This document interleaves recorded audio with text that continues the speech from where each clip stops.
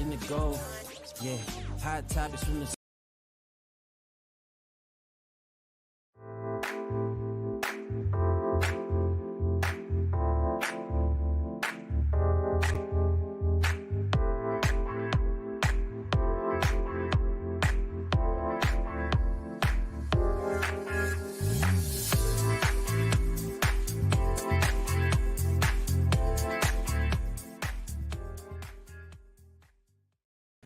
Greetings. Welcome to Hot Topics from the Soul. I'm your host, and I have my co-host. And greetings and good evening to everybody. What an exciting time here in this new month of June. We're looking forward to great things tonight. Men's Month. That's right. It is Men's Health Month. It is Men's Awareness Month.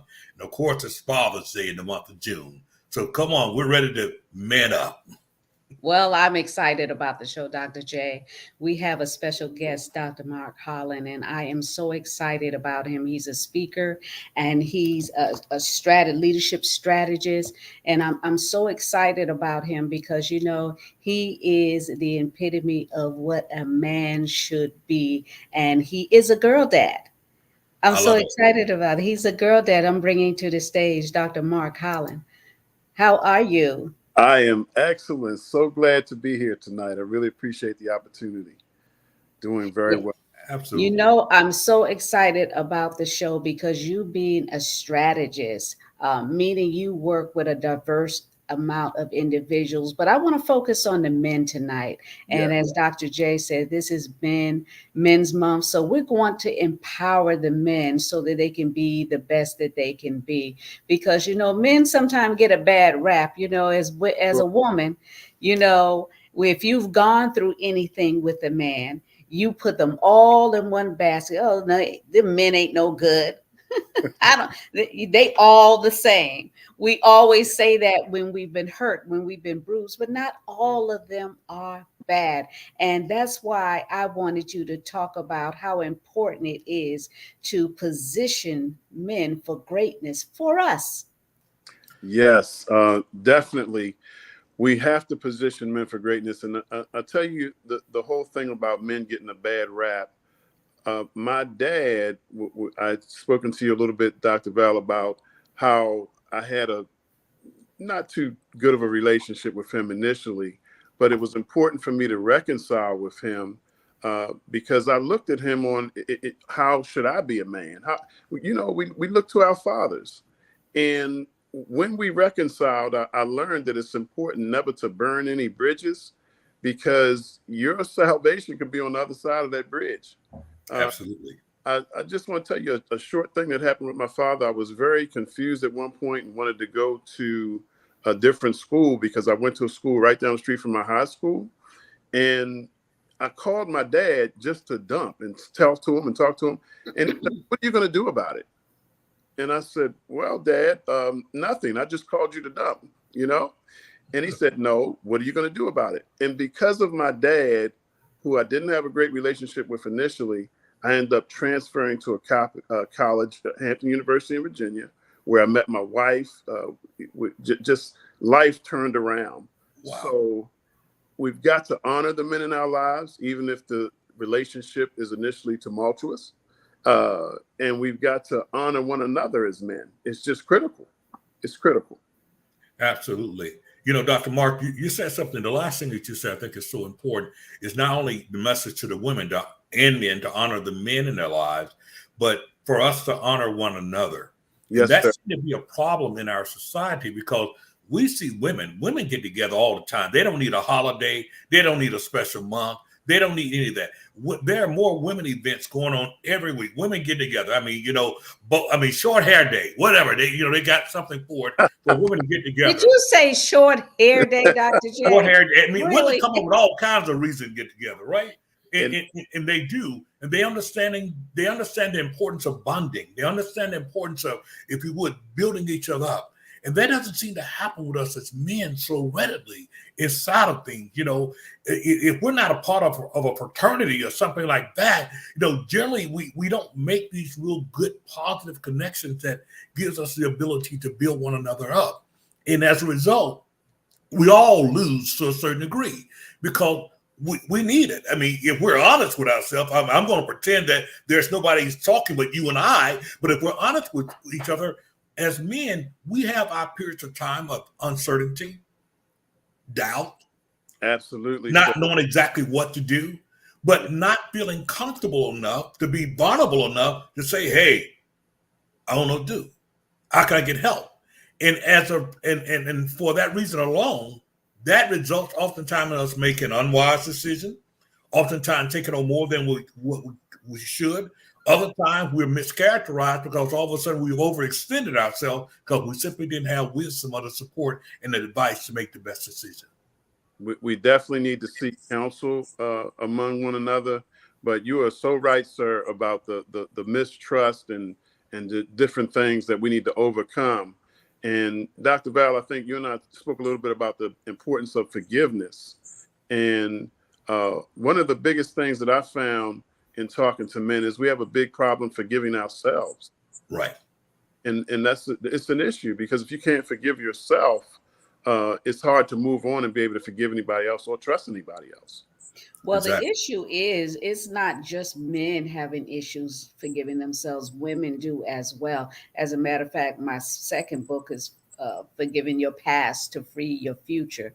A lot of times we hold ourselves hostage emotionally and mentally. That stunts us from moving forward, being the best version of ourselves. But we have choices to make. And one of the things that hinders us from moving forward is we won't allow ourselves to progress because we hold ourselves hostage to that former past pain. So, how do we cause that shift to move forward? What is your why? My why was my children. I needed them to cause that shift, that paradigm shift, so that I can move forward to be the best mom I could be. I've often counseled women and I told them, don't look at what that man is not doing, but focus on what you can do, because we're nurturers.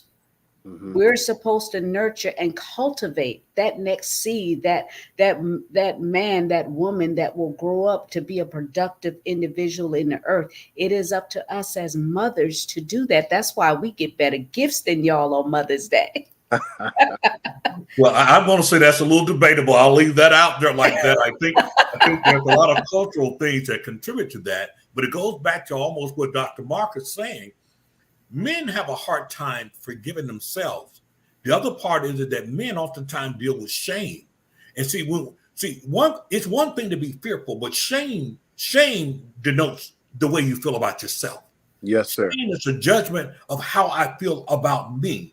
If shame gets in my head, it controls how I even see myself, even regardless if I have achieved or excelled at something. If I feel a sense of shame, guess what? I almost shut down. And that's one of the reasons why it's important to have a good system of support. Being able to be transparent with a brother, knowing that the brother, when you share something, he's not so ready to go and spread the news to someone else, because fear is bondage to us. And we understand that, right? And so as men, we do need to be able to forgive ourselves. We need to be able to forgive people in our lives that have betrayed us. We need to be able to forgive people who, if you would, minimize stuff, because, I think it was Ed McManus, I wrote it down earlier, he said, your freedom is on the other side of your fear. Your greatness lies on the other side of your pain. An experience that I had with my dad is he gave me a few things in life, but he gave me a Bible. And when he gave me that Bible, I cherished it because this was one of the few things that he gave me. that he gave me. He called me one day and he said, you remember that Bible I bought you? I said, yes, sir. He said, bring it back over here. I want it back. I was devastated. And I really don't know why he did it, but I'm going to tell you, I bring that up because my wife knew the situation. And when I told my wife, I got back home and my wife had bought me a beautiful Bible. Wow. And we were able to, or I was able to overcome that situation, because I know my dad was older, and he was getting close to transitioning away from here. And he called me again, and he said, I want you to come over here. I need to talk to you. I said, yes, sir. So he asked me to come over his house, and he said, I want to tell you about your mother. And I said, hold up, Dad. I need you to know one thing. I said, I need you to know that my mother has never said anything negative about you. The only thing she told me was that you were weak when it came to this lady that you left for. And when I said that to him, he said, well, okay, that's why I called you, because I knew I had talked to you. And I said, well, what do you have to tell me, Dad? He said, nothing. Wow. And so I have to admit, now he's gone on now. Sometimes I look back and say, I wonder what he had to say. Yeah. You know? Yeah. But, yeah. But the order of the day was he needed to rest and know that my mom did not trash him. He did a good job all by himself.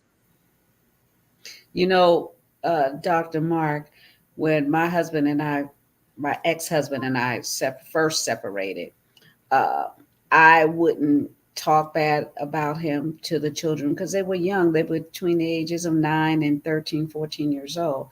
And it was 4 of them. So I didn't know what my next was, but I told them, regardless, that's your father. He will always be your father. Yes. There's no good, bad, or ugly. That's who he is. Yes. But I need you to be better.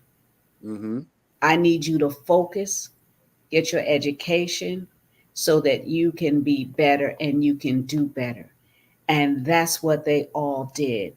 I never trashed them. Like you said, I never did that because I told them that is your father. I chose him. He chose me, and I went along with it until I didn't go along with it anymore.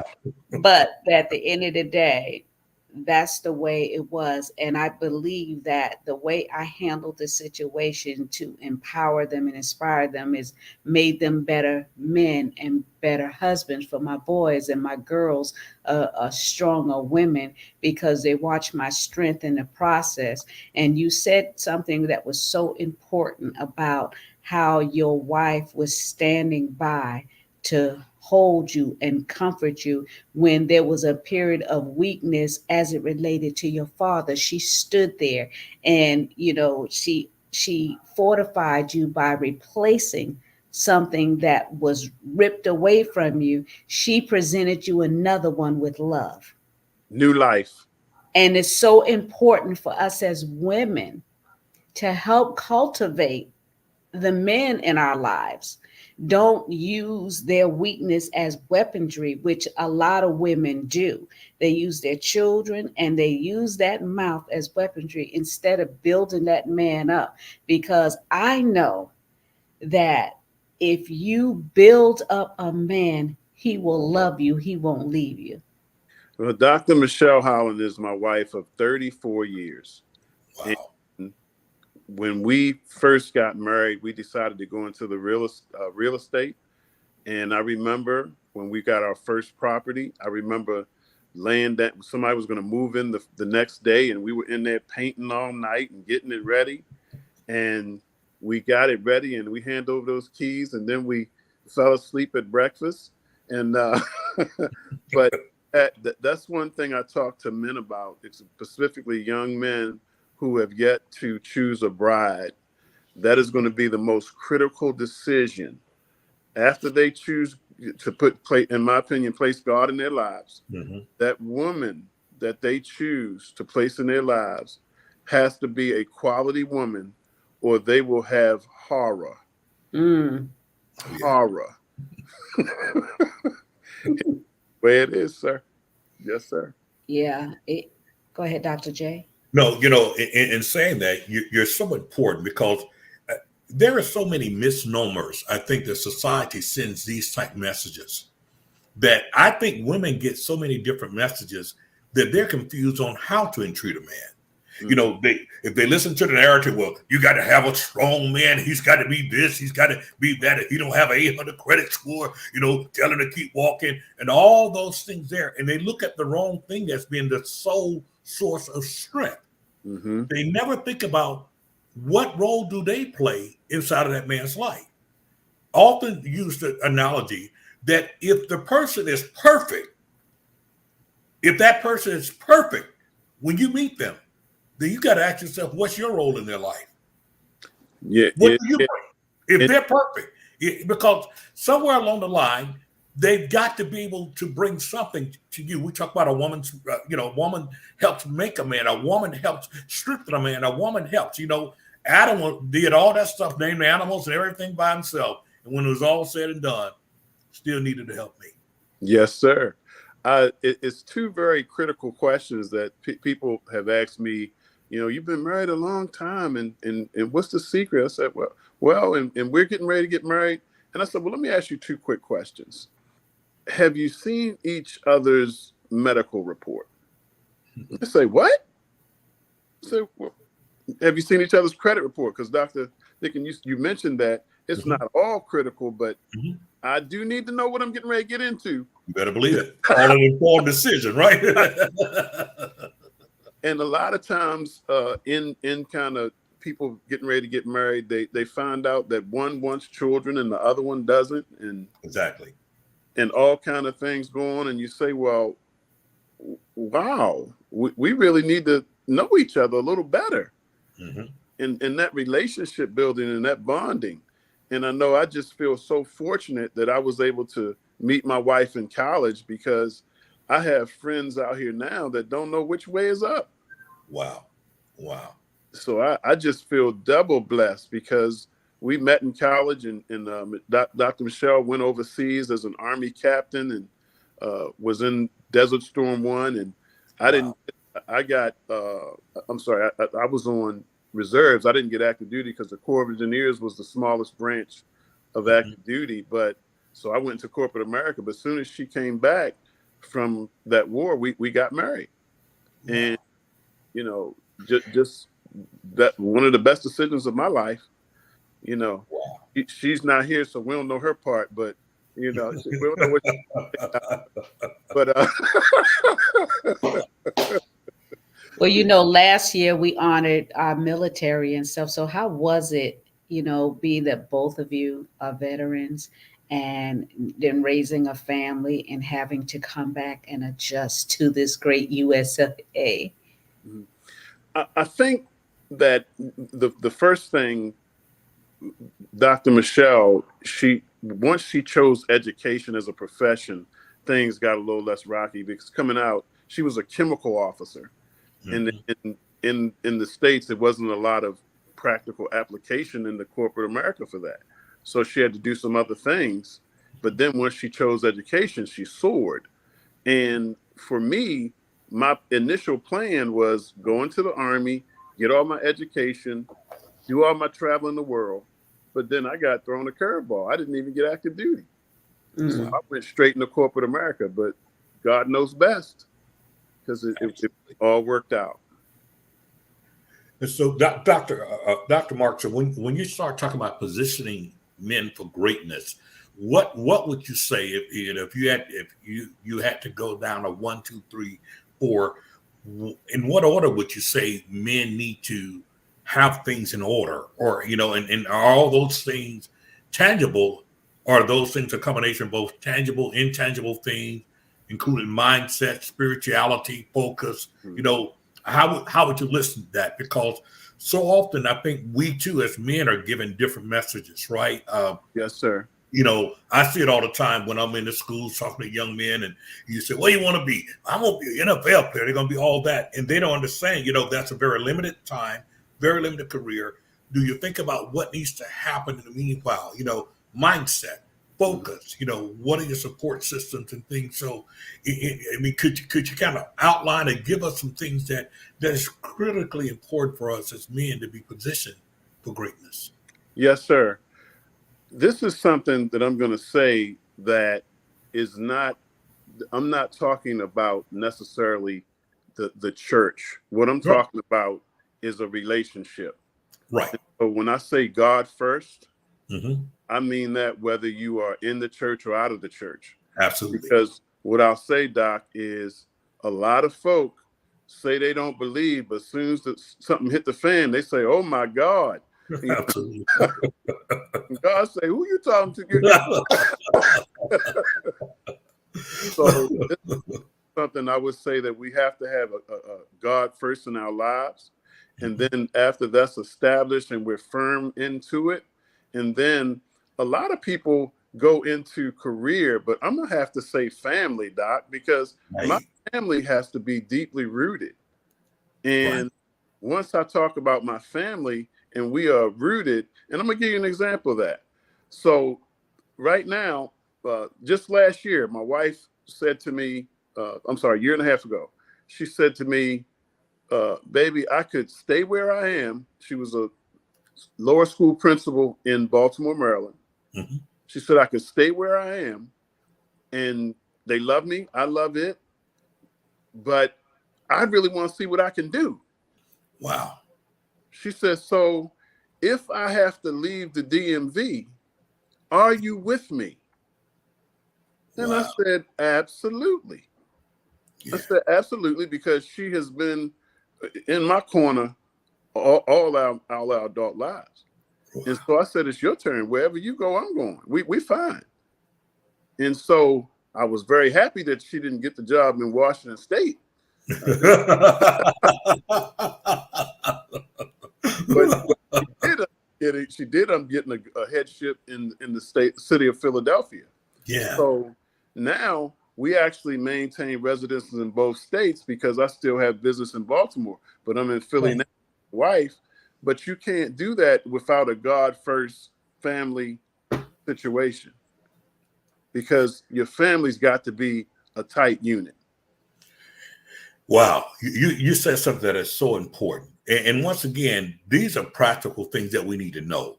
I go back to all the different messages that we are given. And to a certain degree, you know, this whole my career, my this and my that has made us very selfish from the very beginning. And when we start talking about family first and we start talking about relationship, we're talking about both compromise and sacrifice. Yes, compromise and sacrifice, and understanding the fact that there has to be a degree of selflessness that happens inside of this unit, because, you know, when you are entering these type of things, and I love what you said, you gave reference to the fact of, hey, she has been in my corner and have stood with me all of our adult lives. So that means that she has been with you during the bend of the curve when certain decisions were made, whether things worked out exactly like you thought it would or didn't work out the way that you did, still inside of that support. And so, if you would, the reciprocation of that is the fact of, listen, even as she has trusted me, I mean, even as she has backed me and been there for me. Yes, sir. It goes without saying I need to be there for her. I need to be there for her. I tell you, one of the genesis of that, Doc, one of the first things that happened when we got married, I had already bought a house, and she said, this is a very nice house. When are we getting ours? You know? Wow. And I got the hint. I said, okay. And then we put my house on the market so we could get our own. But then I asked her a question. I said, baby, listen, I see a 4-unit apartment building. I said, if you will allow me, I want to buy that apartment building to get us a good financial start. And if you allow me to do that, within 12 months, I'll buy you any house you want. Wow. And you know the look, Doc, like, all right, you know. Exactly, right? All right, man, I'm gonna trust you on this one. Exactly. And what that means is, don't mess up, brother, because it's tough sledding down the road, you know. Exactly. So, Doc, she allowed me that, and when she allowed me that, within 6 months, we had such a tremendous cash flow that I walked her into the house that at that time was her dream house. Wow.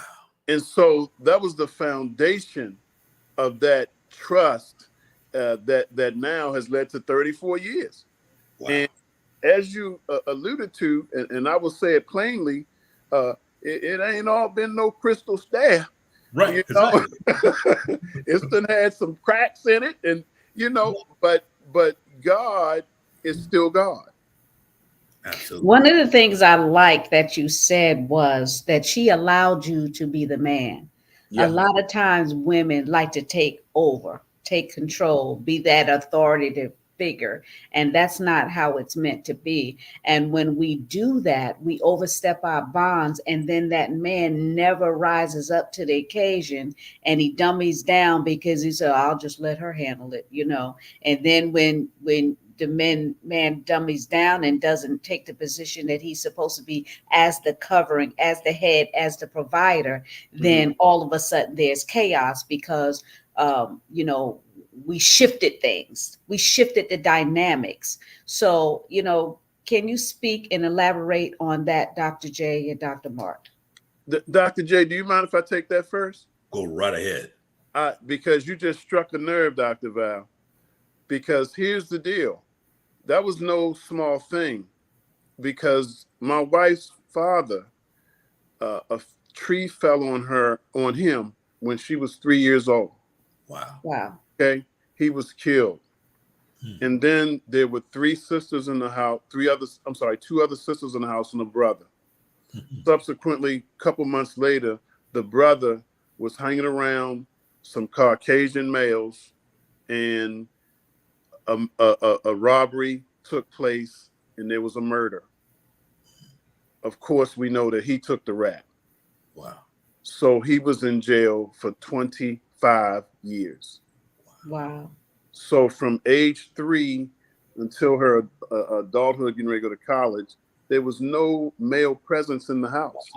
Wow. So I want you to know, Dr. Val, what you just said was dead on, because that was not an easy thing for her to say, okay, because she's used to mom running everything. Mm-hmm. Exactly. And so I was honored by that. That's why I couldn't mess it up. Wow. You gave a lot of land, I tell you. And just your little short story there, you spoke to so many things, because and sisters have to understand that this is not necessarily a knock on them, but it should be a knock who's there to them.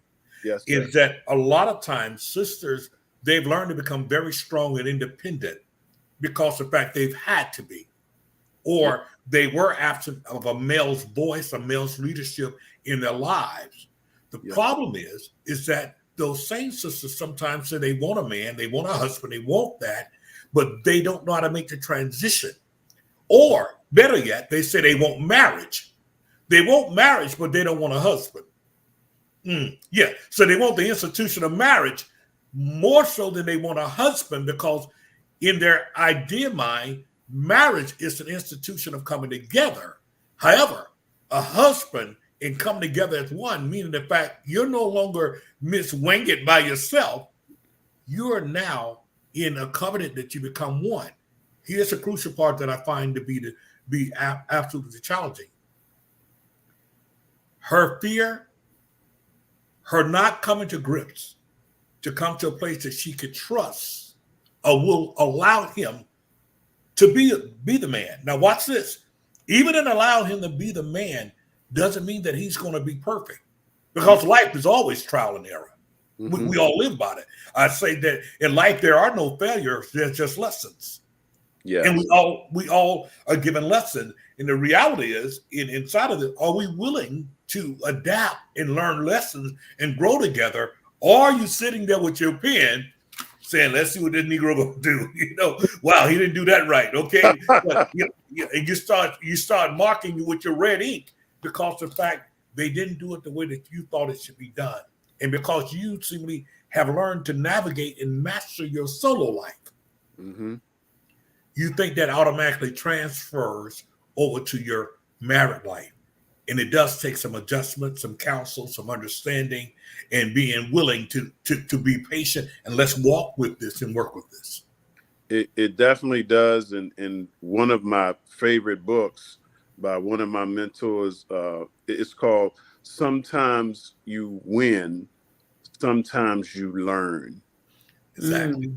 and John Maxwell. And Absolutely. the psyche is always caught up in sometimes you win, sometimes you lose. But suffering any kind of defeat is never a loss if you glean the lesson. If I can get the lessons and extract everything out of it, get the butter out of the duck, as Dr. Exactly. say, Dr. Val. If I can Oh get yeah. the butter Oh out yeah. That's a good Southern term, then.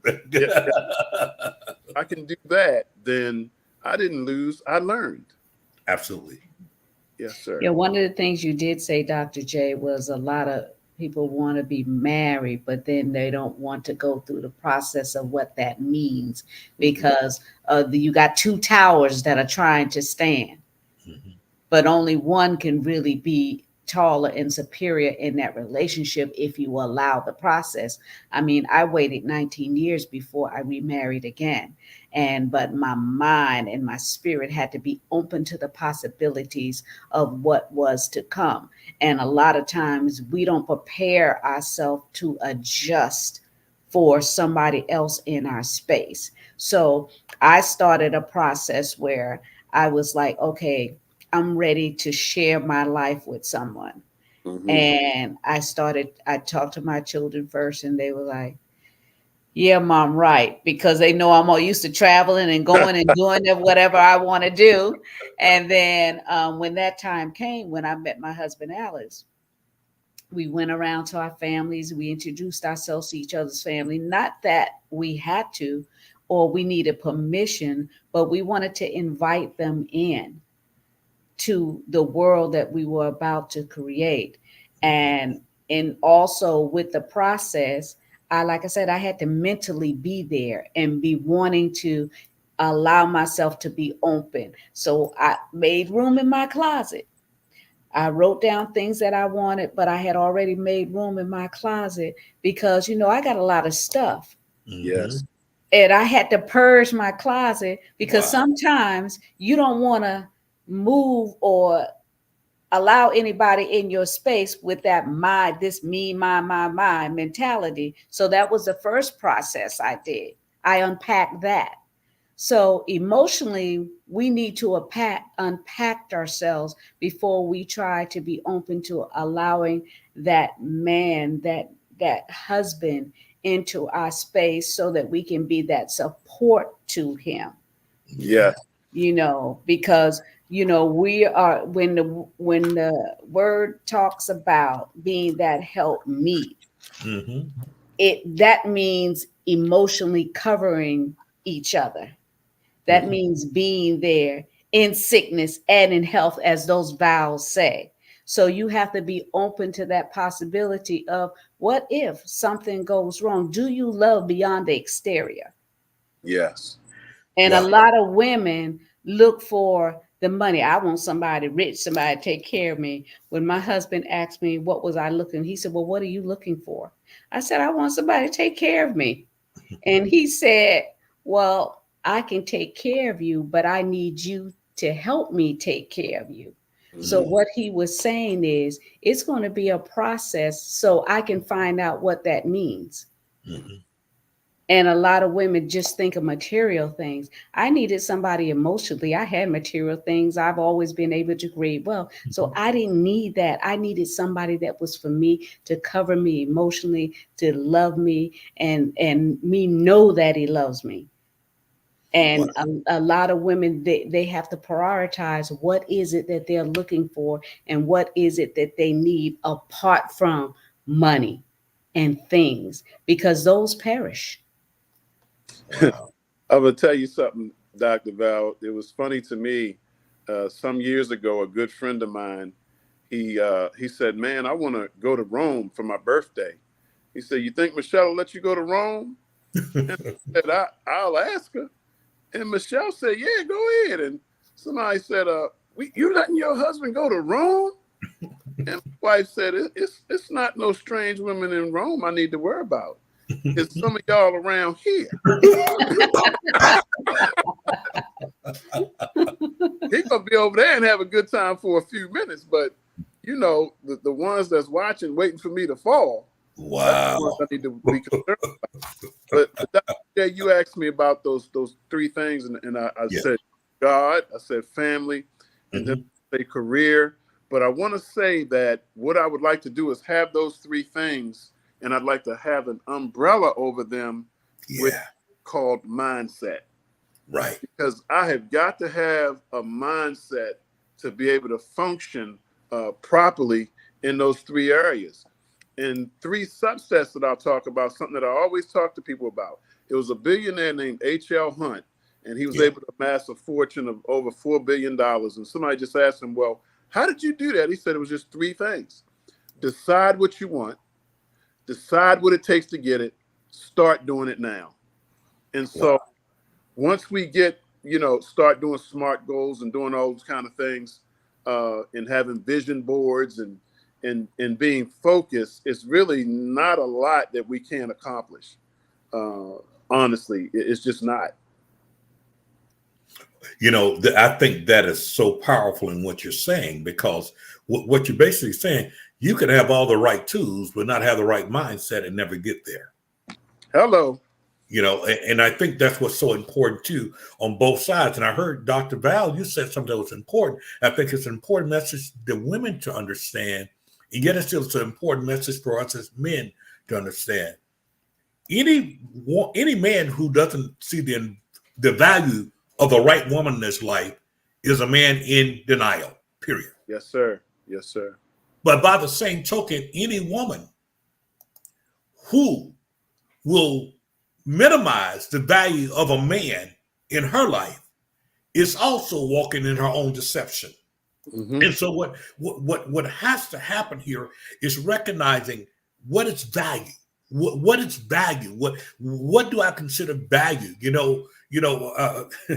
R.C. Blake says it this way. He said that sometimes some people will, if you would, they will seek their type over their kind. Their type over their kind. And sometimes your type will represent, this is what my preference is. Mm-hmm. But your kind oftentimes is that thing that fulfills you and locks you into your purpose and help fulfill that. And sometimes we have to decide in our mind, am I going to chase the preference? And oftentimes the preference things are very, if you would, they're very shallow. The things that are shallow, because at the end of the day, listen, and please understand, I'm not disparaging anybody that's self-sufficient enough to take care of you. Mm-hmm. But what good is it to have all the dimes, but have no sense of respect, of value for who you are as an individual? Amen. And so inside of that, it's like I'm living in the house I want to live in, but let me tell you something, it's rocky road up in here. And that a lot of women, and I've seen it at weddings in different places, when the word submit is mentioned, they cringe. And they have, you start seeing the wiggling. I don't know if the knees are buckling or what. But what I have challenged people with is this: you will never find a woman that has a problem submitting to a man who is submitted to God. Absolutely. You won't, because he knows how to treat that woman. Absolutely. And if a woman is being treated well, a lot of people don't want to be in submission because people treat them crazy. Exactly. Who would want to submit to that? Not at all. But if things are in decency and Dr. Val, I heard you say this a couple times, and I wrote it down. I didn't want to mess your stuff up. You said be in alignment with your assignment. Absolutely.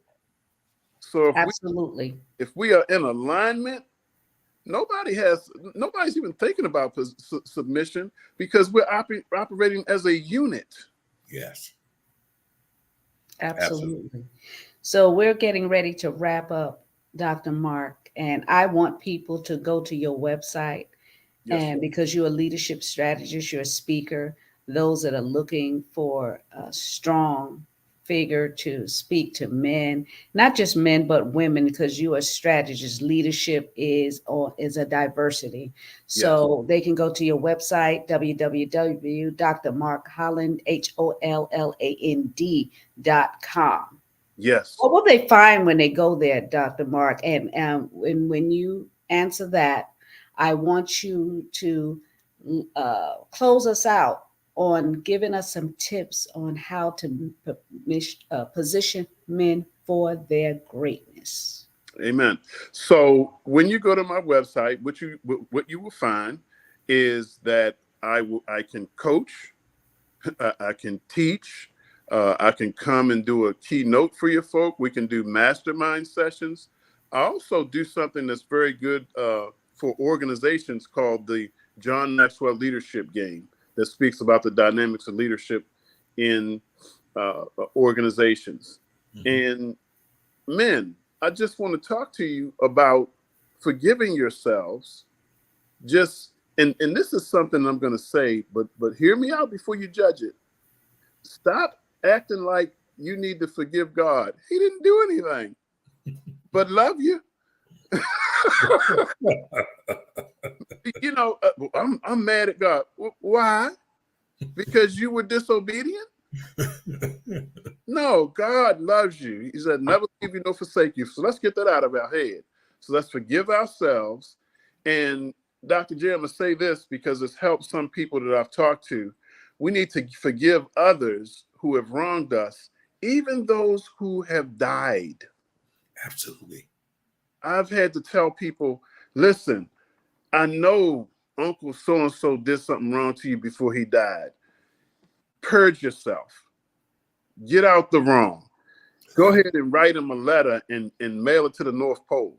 Do whatever you need to do, because Dr. J, what I have found that is so profound is that forgiving others doesn't just free them, it frees you. Absolutely. And when I get freed up because I'm walking in forgiveness, then I can allow the anointing to flow through. I can allow the strength, I can allow the universe to operate through me, because I'm not all jammed up like a clogged pipe. Exactly. And we want to be blessed, but being blessed is only one part of the story. Absolutely. I be operating in the overflow where I'm a blessing. Absolutely. And that should be our goal. I think that should be our goal. And the thing about it, the quicker we recognize it and realize it, our attitude is everything. And it's one of the things when we talk about attitude, it's so interlayered. I can have all the things I want, but if my attitude is messed up, it's jacked up, it will prevent me from living out the quality of what I need to. So our attitude is kind of like a flat tire. Yes, sir. You understand? Until we change it, we ain't going nowhere. You're not going nowhere. And I wrote down a couple of words before we started, Dr. J. One of them was love. God is love. Absolutely. And when we operate in love, I want to just tell you one more quick story that I was thinking about as we were talking.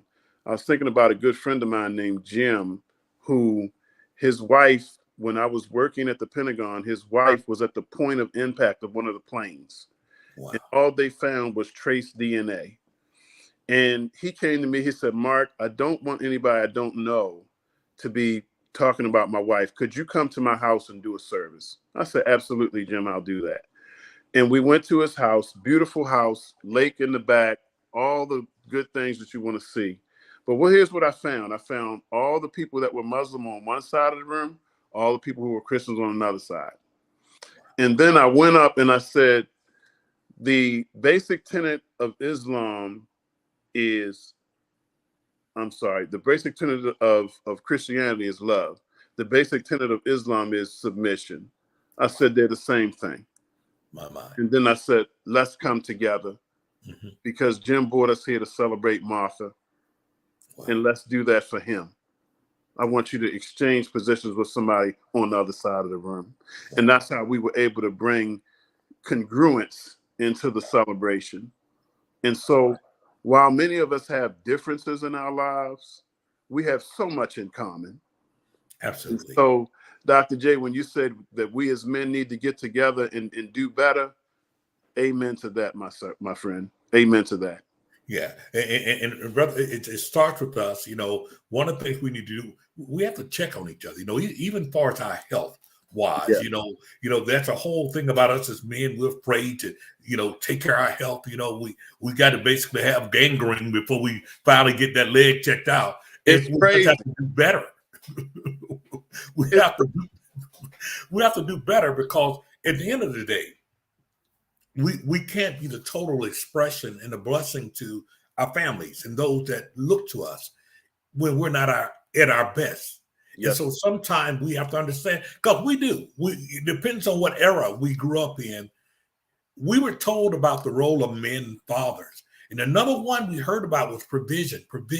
He's a provider. But we kind of minimized the part of not only being a provider, but also being what?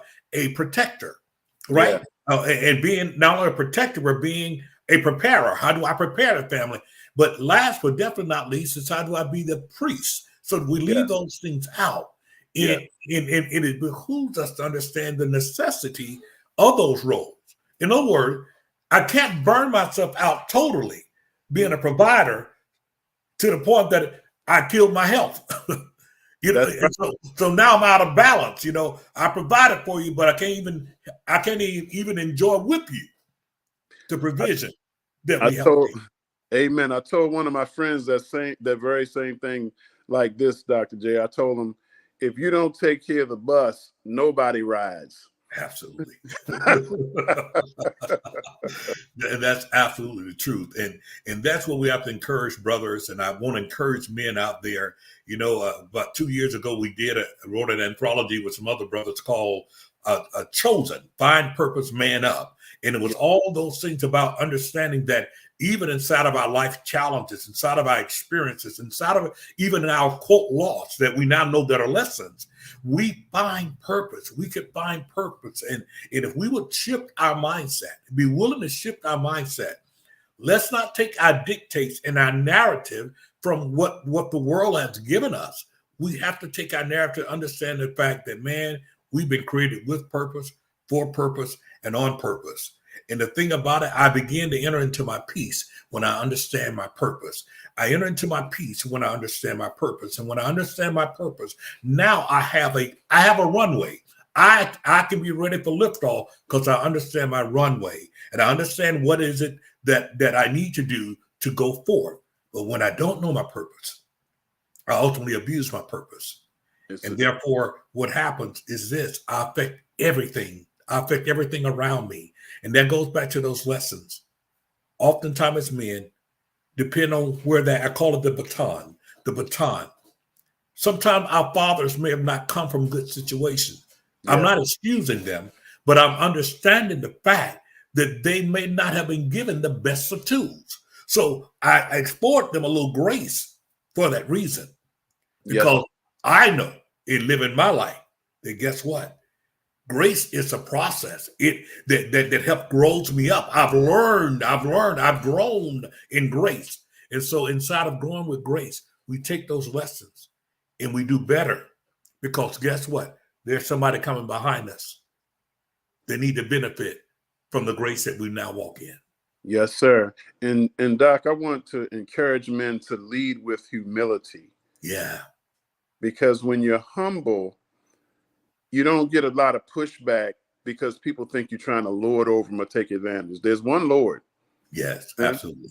And if we would lead with humility and compassion and understanding, we will get movement in a lot of areas where we would if we did not. Wow, man, that's a powerful word, because of the fact so often, in our society, we mistake humility for somehow or another being weak. That's right. Like we mistake a person who is meek for being weak. But meekness is nothing more than controlled strength. I know exactly who I am. I know exactly where I'm going. And that is important for even the women in our lives to recognize. Because I see women oftentimes make the mistake of a man who's humble because he's not always raising his voice, or he's not threatening her as if somehow or another he's weak. And the reality is he's not weak at all. This is strength. This is meekness inside of this. And so when we're able to come in and complement those things there, man, listen, it's unlimited of where you can go because the fact you learn your role as a woman. How do I nurture? Mm-hmm. Because whatever I nurture, that's what grows. And Doc, you said something earlier that's so critical. If I can trust my mate or my significant other with my trauma, then you don't have to worry about me going anywhere. Absolutely. Because I can lay in your arms and know that I'm safe. Absolutely. And you can lay in mine knowing that the wife can lay in her husband's arm knowing she's safe. And that's what we want. We want to be seen and we want to be cared for. We want to be safe. Yeah. You hit it on, and I think women especially need to hear us as men say that, because it's always put from the perspective of, yeah, the one, I feel so safe and secure, and you ought to. But it's like men kind of define the word trust a little different than women do. Mm-hmm. When women look at a man being trusted, okay, he don't cheat on me, he does all those things there. He maintains that. Us as men, when we talk about being able to trust a woman and feeling safe, what we're actually saying is that, can I be vulnerable with you? Can I lay it all down? Exactly. Can I be transparent with you? Can I take off the mask and know that I can literally bear myself to you? Yes. Without you, number one, standing in judgment of me. Without you, number two, getting the case of regurgititis when you get upset and bring up everything I've said. Number three, knowing that you're not going to retaliate, but rather that you're going to protect. You're going to guard because you recognize the fact that it took a lot for me to be both vulnerable and transparent. And if I can't be vulnerable, I'll never be transparent. You'll never get there. You'll never get there. And that's what's critically important. So, when we start talking about positioning men for greatness, there's things that happen on both ends. There are things that we as men, we have to initiate and do. But there are also things that the woman who's entered into that man's life must understand it is part of her part of being the helpmate. And I think that so often they have to get the right mindset, because this Western culture, this Americanized culture will mess you up, because you get what I call the Kardashian mindset, and you think that's the way it goes. Not at all. There's a book above those books that gives us really the blueprint of how it should be. And we need to continue to walk in those things, man, nurture each other, encourage each other, man. I really want to put a piece out there tonight where I really want to challenge us as men. Let's go out of our ways, particularly this month. Let's find a way to not only compliment another brother, but check on another brother. Let's not judge that other brother. Maybe he's had a problem in his life. Maybe he's been on a struggle. And every person that's in a struggle not ready to ask you for $5. And I tell you what, Dr. Val said something about that word choice. Absolutely. Choose ye. You got to choose. Absolutely. Amen. And that's what it's all about. Hey, it's been great. Dr. Mark, we're going to have to hook up again, my brother. I found another brother from another mother, and we look forward to it. And this has been great. And we got to do it again. This whole month, we're celebrating men and Men's Month, and we want to definitely help position men for greatness. Greatness in mind, spirit, body, and soul. Amen. And we're going to just speak to any issues that our brothers have through this medium right here. Absolutely. They can be whole. Absolutely. Thank you so much, Dr. Mark Holland. And I want people to go to your website, drmarkholland.com, and find out all that you do and have you come in to serve the people. And, reach out to the brothers this month, because, they're perfectly well and able bodies that are looking for that person to be alongside them, not for them to be in front of us as women, but called by their side. Thank you so much for tuning in. And don't forget to share this show with someone if you've enjoyed it, because we are positioning men for greatness.